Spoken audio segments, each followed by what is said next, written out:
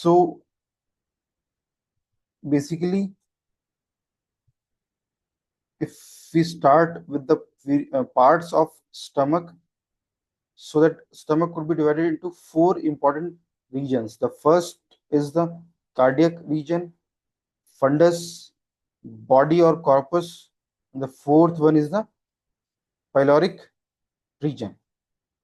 In this image, it is cardiac region, that is fundus region, that is body or corpus, and in the last, that is pyloric region. So these are the main parts of stomach: cardiac region, fundus, body or corpus, and in the last, that is pylorus, which is finally continuing into the duodenum portion of small intestine.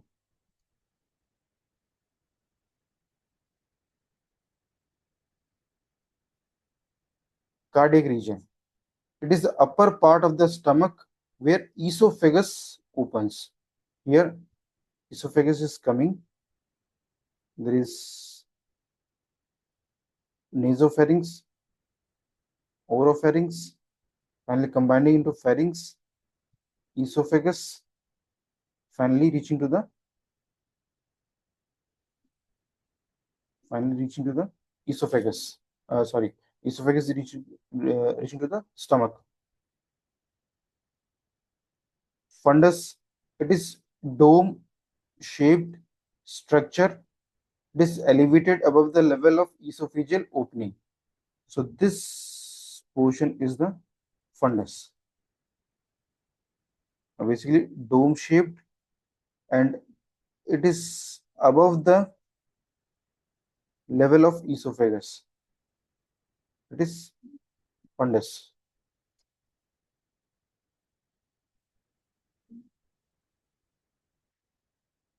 The third region is the body or corpus. It is the largest part of the stomach, which forms around 75 to 80%, and it extends from just below the fundus up to the pyloric region. This region is fundus, and this region is pyloric. So this whole part that is present between fundus and pyloric is the body or corpus. It covers, and it is having around 75 to 80% part. And the last, that is pyloric region. Pyloric region has two parts, the antrum and pyloric canal. Antrum and pyloric canal. The body of stomach ends in the antrum.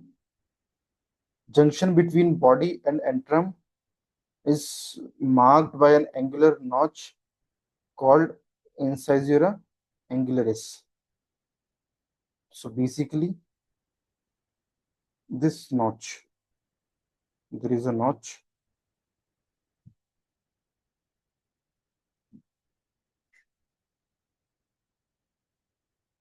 This one portion is the body, and here we are having pyloric part. This is the junction, and it is marked by the angular notch called incisura angularis. Finally, antrum is containing as a narrow canal, which is called pyloric canal. Finally, there is pyloric canal. This portion is the antrum. There is a junction between body and pyloric part, and finally antrum is containing into the canal. It is called pyloric canal.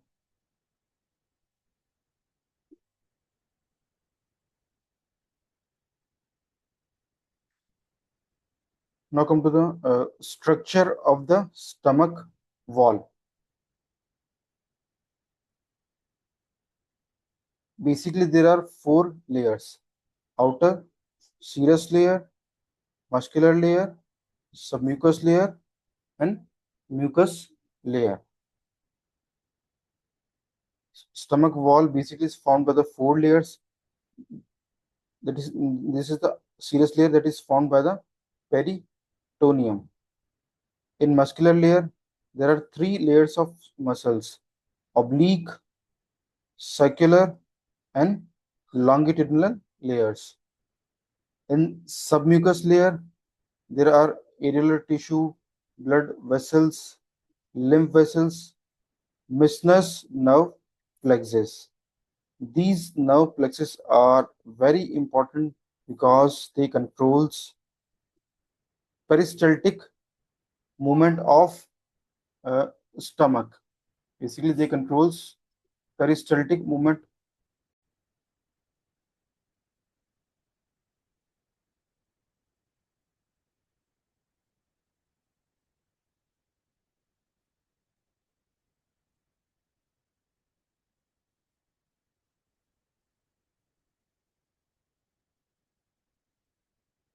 So these are the various layers.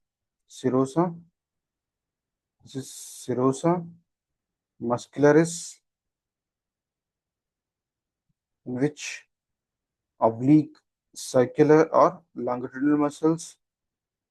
Then submucosa, here we are having submucosal nerve plexus, lymphatic vessels, arteries, veins, and finally there is mucosa. These are the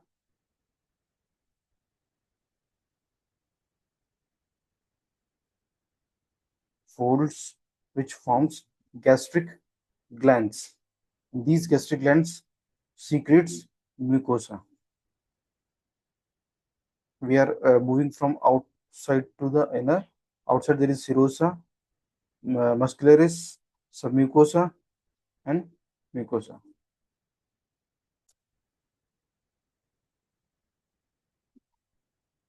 Similarly, this is the serous layer, muscular layer, submucous layer, and mucus layer.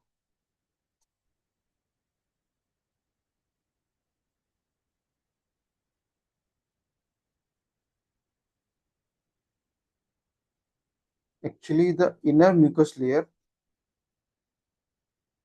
have small depressions. These depressions are called gastric pit. This is the inner mucus layer which is having small depressions, and these depressions are called gastric pits. These the gastric glands basically are opens into these pits. These are the pits.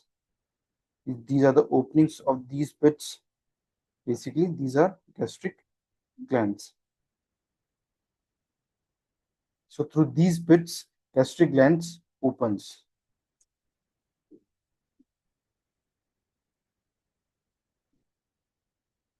This is a typical cross section of the GIT. It is a common diagram.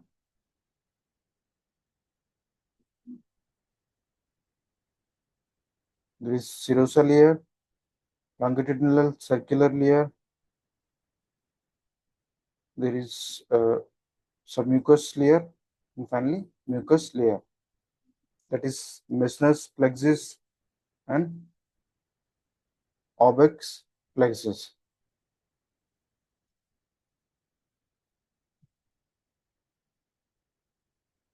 This image is also representing the same thing. Serosa, muscular layer, myenteric nerve plexus. Then there is a circular smooth muscle layer, submucosal plexus, and finally there is longitudinal muscle layer, submucosa, and mucosa.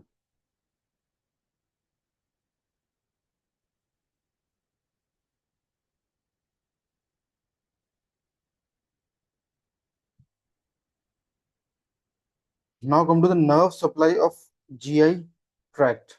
So basically, there is intrinsic nerve supply or extrinsic nerve supply. Intrinsic nerve supply, it is also known as enteric nervous system. So the nervous system which is present within the wall of GI tract from esophagus to anus is called enteric nervous system. Nerve fibers of the system are interconnected and forms two major networks. The first one is the menintic or Orbeck plexus. The second one is the Meissner's plexus. The menintic or Orbeck plexus or Meissner's plexus. Here we are having Orbeck plexus or menintic nerve plexus. Here we are having Meissner's nerve plexus. So these are the intrinsic nerve supply of GI tract, and the nerve fibers of the system are interconnected and forms these networks: menintic nerve plexus or Orbeck plexus and Meissner's plexus. Now come to the extrinsic nerve supply of GIT. Extrinsic nerve supply controls the enteric nervous system. Basically, it is coming from the autonomic nervous system. So extrinsic nerve supply, basically autonomic nervous system is responsible. In case of intrinsic nerve supply, there were local nerve plexus. In extrinsic, there is autonomic nervous system which supplies both sympathetic and parasympathetic divisions, uh, sympathetic and parasympathetic divisions of autonomic nervous system innervate the GI tract under the category of extrinsic nerve supply. Here we are having parasympathetic nerves. Here we are having sympathetic nerves. That is vagus nerve supplying esophagus, stomach, small intestine, large intestine. Here pelvic nerve coming from the S2 level. In case of sympathetic nerve fibers, these fibers basically comes from T5 to L2. These are the ganglions: celiac ganglion, superior mesenteric ganglion, inferior mesenteric ganglion. And these are the postganglionic nerve fibers supplying to various portions to GIT. That is sympathetic nerves and parasympathetic nerves of autonomic nervous system. Now come to the gastric glands. The glands of stomach or gastric glands. So basically these are long and tubular glands, and each gland is having three parts: body, neck, and isthmus. The important portion is the cells. Basically in fundus portion of stomach, glands present which are the gastric glands which are present in fundus portion of stomach shows typical nature of gastric glands.